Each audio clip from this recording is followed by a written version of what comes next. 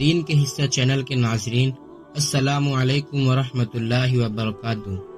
دنیا کی اس بڑھتی آبادی میں لوگ کام میں اتنا بزی ہو گئے ہیں کہ نماز اور مسجد کو بالکل بھول ہی گئے ہیں۔ آج اس ویڈیو میں ہم کچھ نماز کی اہمیت کے بارے میں بات کریں گے۔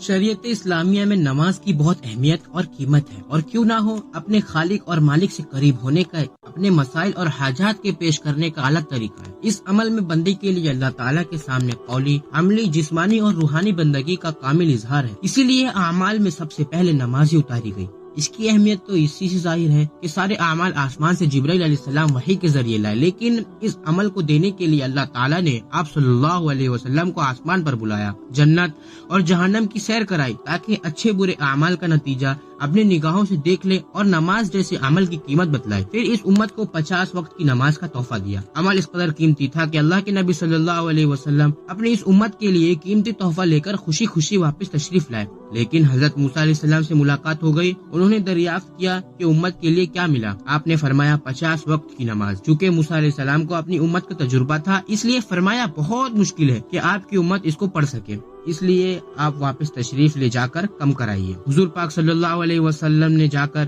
بارگاہ الہی میں عرض کیا تو 5 کم ہو کر 45 رہ گئی۔ موسیٰ علیہ السلام نے پھر واپس کیا، اب بھی بہت مشکل ہے کہ آپ کی امت اس کی متحمل ہو سکے۔ حضور اپنی امت کی رعایت میں پھر تشریف لے گئے۔ اس طرح 9 مرتبہ تشریف لے گئے۔ 10ویں مرتبہ موسیٰ علیہ السلام نے فرمایا پھر واپس جائیں، میری امت بنی اسرائیل تو 2 وقت کی بھی مشکل سے پڑھتی تھی۔ حضور اقدس صلی اللہ علیہ وسلم نے فرمایا اب مجھے واپس جاتے ہوئے غیرت آتی ہے کہ میری امت ایسی ہو سکتی ہے کہ 50 کی جگہ پر 5 بھی ادا نہ کر سکے گی۔ دوسرا خوف آپ کو یہ بھی تھا کہ ہر مرتبہ 5 کم ہو رہی ہے، کہیں اس مرتبہ بھی 5 کم کر کے ختم کر دی گئی تو میری امت کے لیے کچھ نہیں رہ جائے گا، جبکہ یہ نماز اللہ تعالیٰ تک پہنچنے کا ذریعہ ہے، دنیا و آخرت کی کامیابی کی کنجی ہے۔ اس لیے نماز کا ہر حال میں اہتمام کرنا چاہیے۔ دیکھو، روزہ ہمیشہ کا عمل نہیں ہے، سال میں صرف 1 مہینہ رمضان کے روزے کا ہے، اس میں بھی مسافر کے لیے گنجائش ہے، اگر نہ رکھ سکے تو بعد میں قضا کر لے۔ زکوٰۃ سال میں صرف 1 مرتبہ ادا کرنی ہے، وہ بھی مالدار پر ہے، غریب پر نہیں۔ حج زندگی میں 1 مرتبہ ہے، وہ بھی استطاعت والوں پر ہے، لیکن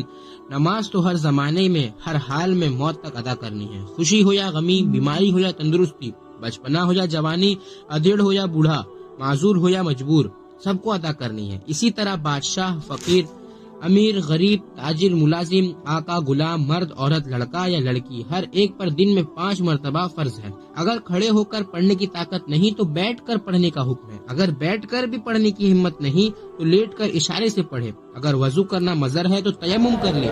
قرض کی کسی حال میں معافی کی گنجائش نہیں ہے۔ پھر بھی نماز دنیا و آخرت کی کامیابی کی بنیاد ہے۔ اللہ تعالیٰ کا ارشاد ہے، اے ایمان والو، مدد مانگو صبر اور نماز کے ذریعے سے۔ یہی وجہ تھی کہ صحابہ اپنے چھوٹے بڑے سب مسائل نماز ہی کے ذریعے حل کرواتے تھے۔ اللہ تعالیٰ ان کے اس یقین پر آسمانوں سے مدد اتارتے تھے۔ یہی طریقہ ہر زمانے کے اولیاء اللہ اور نیک بندوں کا رہا ہے۔ جب کوئی مسئلہ یا کوئی پریشانی آئی، نماز کے ذریعے اس کو حل کروایا۔ کامل نماز کے ذریعے انسانوں کی زندگی سے ایسی فحش اور بری چیزیں جو دنیا و آخرت کو برباد کرنے والی ہیں نکل جاتی ہیں۔ پھر آخرت کی منزل میں مرنے کے وقت بھی نماز کام آئے گی۔ قبر میں بھی پہلی آزمائش نماز کی ہے، قیامت کے میدان میں پہلا سوال نماز کا ہے۔ گویا کہ نماز اسلام کا بہت ہی اہم اور بنیادی عمل ہے۔ یہی وجہ ہے کہ اس کے ادا کرنے کے بے حساب فضائل احادیث میں بیان کیے گئے ہیں، اور کوتاہیوں پر سخت عذاب کی دھمکی بھی سنائی گئی ہے۔ حضرت شیخ مولانا زکریا رحمۃ اللہ علیہ نے فضائل نماز کی کتاب میں سب کو جمع کر دیا ہے، اس کو بار بار پڑھنا چاہیے۔ اللہ تعالی ہم سب کو سننے سے زیادہ عمل کی توفیق نصیب فرمائے۔